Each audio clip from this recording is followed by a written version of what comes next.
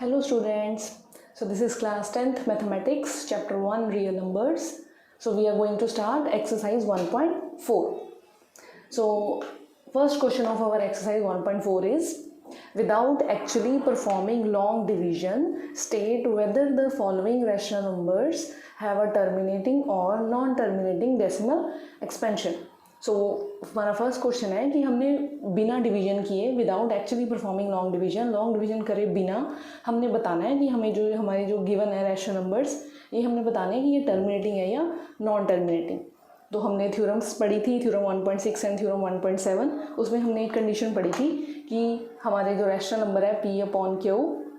सबसे पहले हमने अपने रैशनल नंबर्स में ये क्वेश्चन सॉल्व करने से पहले हमने सबसे पहले क्या चेक करना है, एक तो P/Q ये दोनों क्या होने चाहिए, को प्राइम होने चाहिए. को प्राइम मीन्स इन दोनों के बीच में 1 के अलावा और कोई भी फैक्टर कॉमन नहीं होना चाहिए. अगर कोई फैक्टर कॉमन है तो सबसे पहले हम इसको कटिंग करके को प्राइम बनाएंगे, राइट. और सेकंड कंडीशन हमने क्या माइंड में रखनी है कि जो Q है, Q की जब आप प्राइम फैक्टराइजेशन करोगे तो वो किस फॉर्म की होनी चाहिए, 2n एंड 5m, 2 या 5 की फॉर्म में होनी चाहिए, right. So these are the two conditions which we have to check in our these questions.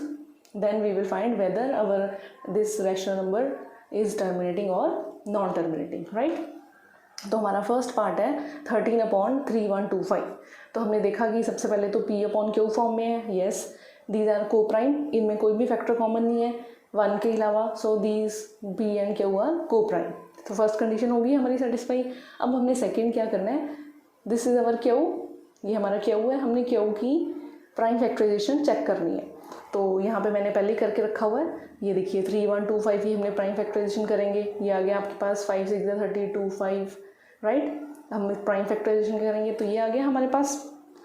अब हम इसको कैसे लिख सकते हैं, we can write it like 13/3125 को आप क्या लिख सकते हो, 5 × 5 × 5 × 5 × 5. या फिर आप लिख सकते हो 13/5 की पावर 1 2 3 4 5 की पावर 5.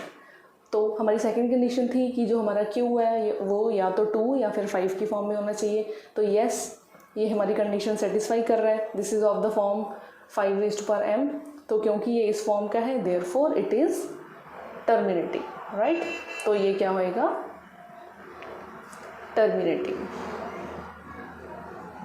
राइट. क्योंकि ये because it is of the form,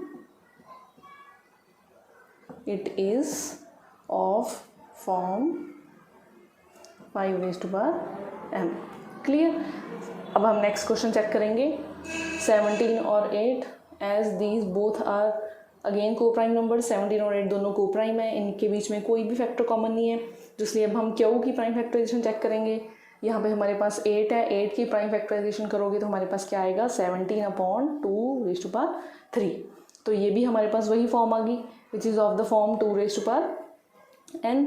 it means ये भी क्या होएगा, it is also terminating, right. According to theorem 1.6 हमने पढ़ा था, राइट. हमने पढ़ा था अभी थ्योरम में कि अगर हमारे पास Q जो है वो 5 की पावर m की फॉर्म में या 2 की पावर n की फॉर्म में या फिर 2n या फिर 5m की फॉर्म में आ जाए तो उस सब केसेस में हमारे जो क्वेश्चन है वो क्या होंगे, रैशनल नंबर जो है वो क्या होंगे, टर्मिनेटिंग. अब ज़रूरी नहीं है कि अब इस क्वेश्चन में हमारे पास 5 की पावर्स आई हैं, इस क्वेश्चन में हमारे पास 2 की पावर्स आई हैं. कुछ ऐसे क्वेश्चन भी होंगे जिनके पास जहाँ पे हमारे पास दोनों आएंगे, 2 और 5 दोनों आएंगे, राइट. तो इन सभी केसेस में ये हमारे जो रैशनल नंबर्स है वो क्या होंगे, terminating. Clear. Now let us see our next question. हमारा नेक्स्ट है 64/455. ये दोनों भी क्या हैं, को प्राइम है, इनके बीच में भी कोई फैक्टर कॉमन नहीं है, सिर्फ 1 फैक्टर कॉमन है. अब हम इसके डिनोमिनेटर चेक करते हैं 455. इसकी प्राइम फैक्टराइजेशन यहाँ पे हमने करी हुई है. जब आप 455 की प्राइम फैक्टराइजेशन करोगे तो ये आया आपके पास. अब हम इसको लिख सकते हैं 5 × 7 × 13. लेकिन हमने थ्योरम 1.6 में पढ़ा हुआ है that the Q is of the form, Q must be of the form 2⁵n and 5⁵m. 2 और 5 के अलावा Q की प्राइम फैक्टराइजेशन में कोई भी और फैक्टर नहीं होना चाहिए. बट यहाँ पे हमारे पास 7 भी आ गया, हमारे पास 13 भी आ गया. इट मीन्स ये 2 और 5 की फॉर्म में नहीं है, right. So therefore this is non terminating. तो ये हमारा क्या होएगा, non terminating, right, clear. So these are the 3 parts. ऐसे ही हमारा नेक्स्ट पार्ट है 4th पार्ट, लेट अस सी।